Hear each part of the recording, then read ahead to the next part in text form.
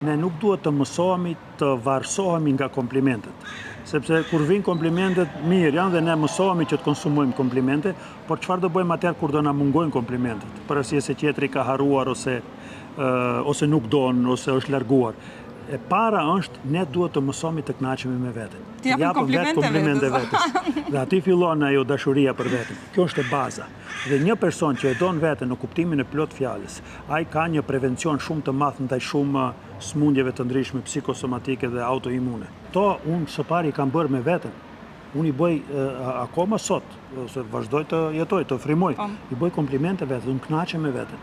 Flas me veten në momente të caktuara, e shijoj veten, e përqafoj, i ndjeja dashurinë e thellë. Dhe kur kjo është autentike, ndodh jo në nivel kozmetik, po në nivel autentik, atëherë ti nuk mund ta mbash më për veten. Ti e shpreh të këtë tjerë, dhe kur i them unë dikujt je unik, je i jashtëzakonshëm, je i veçantë, unë e ndjej, unë i flas vetes, sepse shiko, në mistik nuk ekziston tjetër. Ne themi ai tjetri, jo.